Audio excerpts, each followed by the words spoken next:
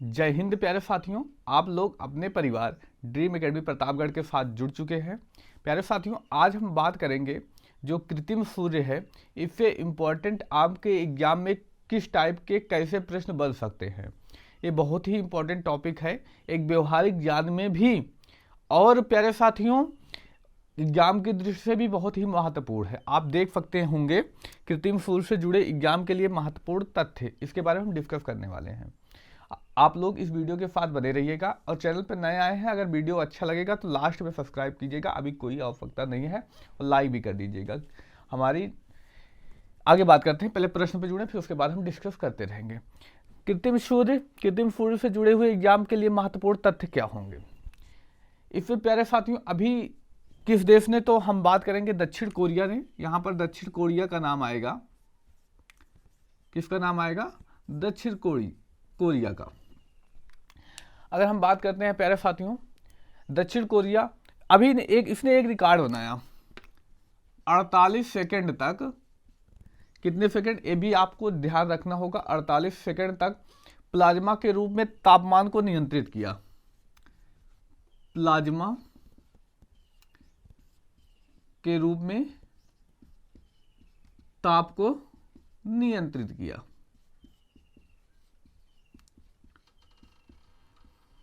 मतलब 48 सेकंड तक, इतने लंबे समय तक यह करने वाला विश्व का पहला देश बना। इससे पहले चाइना भी कर चुका है और भी कर चुके हैं, एक बार ये पहले भी कर चुका है, लेकिन अब की बार जो टाइमिंग रही प्यारे साथियों बहुत ज़्यादा रही। 48 सेकंड तक इसने क्या किया, 100 मिलियन डिग्री सेल्सियस तापमान, अगर हम करोड़ की बात करें तो 10 करोड़ के आसपास डिग्री सेल्सियस, इतना प्यारे साथियों तापमान को नियंत्रित किया। यहाँ पर 100 डिग्री में क्या फिर क्या नहीं हो जाता, इसने इतना ज़्यादा टेम्परेचर को नियंत्रित करके एक अपने आप में एक कीर्तिमान स्थापित किया।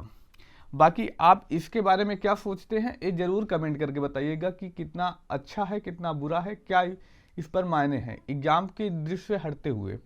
आगे हम बात करते हैं प्यारे साथियों, इससे और कौन से प्रश्न बनेंगे।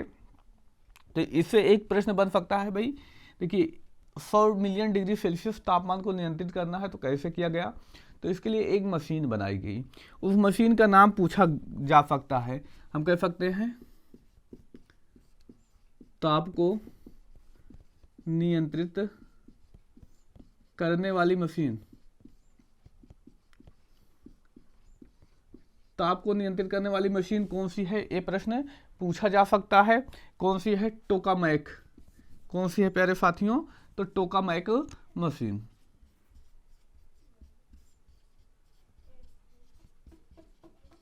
मशीन का नाम कह सकते हैं, कौन सी मशीन है तो हमारी, जिसको नियंत्रित किया गया तापमान जिसके माध्यम से, तो मशीन का नाम जो दिया है प्यारे साथियों टोकामैक। कहीं कहीं पर टोकमैक लिखा मिल जाता, तो इसमें आप बिल्कुल कंफ्यूज बिल्कुल मत होइए। अच्छा, ये क्यों ऐसा किया जा रहा है प्यारे साथियों, इसे कहा जाता है कि जो हमें एनर्जी मिलती है वो शुद्ध एनर्जी मिलती है। इस वजह से ऐसा क्लियर एनर्जी मिलती है, इसी वजह से प्यारे साथियों ऐसा किया जा रहा है। अच्छा, इससे और कौन से प्रश्न बनते हैं, तो देखेंगे प्यारे साथियों, जो ये हमारा टेम्परेचर नियंत्रित किया गया है 100 मिलियन डिग्री सेल्सियस, ये जो सूर्य होता है, सूर्य के कहाँ पर पाया जाता है, केंद्र में इतना टेम्परेचर पाया जाता है। अगर इतना सूर्य के ज़्यादा टेम्परेचर पाया जाता है तो प्रश्न दिमाग में बनता होगा, कई पेपरों में पूछा भी गया प्रश्न है, बताइए सूर्य को ऊर्जा कैसे मिलती है, किस प्रक्रिया द्वारा। तो दो नाम आते हैं, आपको कंफ्यूज बिल्कुल नहीं होना है। एक तो नाभिकीय संलयन का नाम आएगा, और दूसरा नाम आएगा प्यारे साथियों नाभिकीय विखंडन का।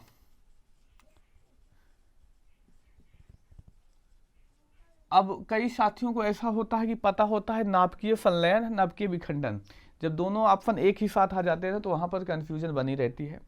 तो आप चर्चा करेंगे नाभिकीय संलयन किससे एनर्जी मिलती है, नाभिकीय विखंडन से क्या होता है, यहाँ से कौन कौन से प्रश्न आपके एग्जाम में बनते हैं, इस पर भी हम डिस्कस कर लें, क्योंकि इससे जुड़ा हुआ एक महत्वपूर्ण टॉपिक हो जाता है।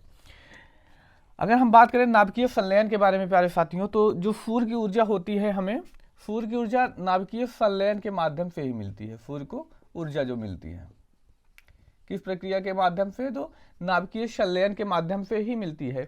इसमें क्या होता है? तो दो हाइड्रोजन मिलकर एक हीलियम का निर्माण करते हैं। दो हाइड्रोजन मिलकर एक हीलियम का निर्माण करते हैं। प्यारे साथियों, इस प्रक्रिया में यही होता है, दो हाइड्रोजन मिलकर एक हीलियम के निर्माण करते हैं। इस प्रक्रिया के दौरान बहुत सारी ऊर्जा निकलती है, जिससे सूर्य को भी एनर्जी मिलती है। तो प्रश्न यहीं से पूछा जाएगा, नाभिकीय संलयन से रिलेटेड करके प्रश्न पूछा जाता है। आगे हम बात करें नाभिकीय विखंडन से कौन कौन से प्रश्न बनते हैं। तो सबसे ज्यादा इंपॉर्टेंट जो हमारा परमाणु बम होता है, परमाणु बम, परमाणु बम जो होता है इसी सिद्धांत पे काम करता है।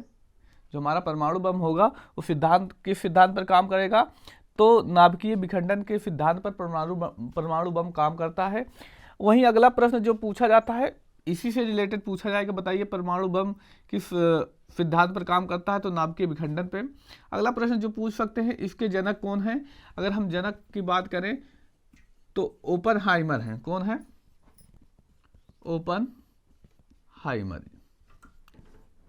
परमाणु बम के जनक कौन माने जाते हैं? तो ओपेनहाइमर माने जाते हैं। अगर वही हम बात करते हैं और एक परमाणु भट्ठी आप सुने होंगे, जो परमाणु भट्ठी भी होती है किस सिद्धांत पर काम करती है? तो नाभिकीय विखंडन के रूप में, नाभिकीय विखंडन के सिद्धांत पे ही कार्य करती है।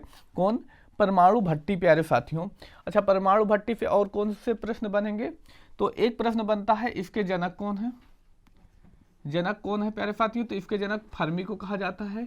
यानी हम कह सकते हैं परमाणु भट्ठी के जनक किसको कहा जाता है? तो फर्मी को कहा जाता है।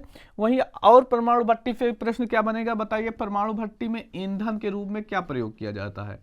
भाई भट्टी में ईंधन की आवश्यकता होती है। ईंधन के रूप में किसे प्रयोग किया जाता है? तो यूरेनियम 235, यूरेनियम 235। और वहीं मंदक के रूप में, मंदक के रूप में बात करें तो भारी जल, भारी जल के साथ साथ प्यारे साथियों और ग्रेफाइट का भी प्रयोग किया जाता है। भारी जल के साथ साथ किसका प्रयोग किया जाता है? तो ग्रेफाइट का प्रयोग किया जाता है। और वहीं नियंत्रक के रूप में बात करें, नियंत्रक के रूप में बात करते हैं प्यारे साथियों, तो दो चीजें इसमें आती हैं, वो इंपॉर्टेंट है। एक तो कैडमियम, कैडमियम, और दूसरा जो आता है प्यारे साथियों बोरान की छड़। दो चीजें नाम में आएंगी प्यारे साथियों, एक तो कैडमियम की छड़ का प्रयोग किया जाता है, दूसरा बोरान की छड़ का प्रयोग किया जाता है। आज के महत्वपूर्ण प्रश्न जो आपके एग्जाम के लिए बहुत ही ज्यादा महत्वपूर्ण थे। आई होप ये जो जानकारी दी गई है आपको बहुत अच्छे से समझ में आई होगी प्यारे साथियों। आप लोग बहुत अच्छे से एंजॉय करके पढ़े भी होंगे। देख लीजिए इस टॉपिक पे यहाँ पे इतने ही महत्वपूर्ण प्रश्न आपके एग्जाम के लिए बनेंगे। बाकी जानने के लिए तो और बहुत कुछ है, लेकिन अगर एग्जाम के ओरिएंटेड बात करें तो इससे ज़्यादा आपको जानने की आवश्यकता बिल्कुल नहीं है। आई होप आपको वीडियो अच्छा लगा है। आप चैनल पे पहली बार हैं तो चैनल को जरूर सब्सक्राइब कीजिएगा, अपने मित्र भाई बहन में इसको शेयर जरूर कीजिएगा। मिलते हैं अब अगले दिन, और जो चर्चा में न्यूज रहेगी उसका एनालिसिस करते हुए आपके एग्जाम में क्या क्या महत्वपूर्ण प्रश्न बनेंगे उसके बारे में। धन्यवाद, जय हिंद। मिलते हैं अगली क्लास में। आप स्क्रीनशॉट लेना चाहें तो ले सकते हैं।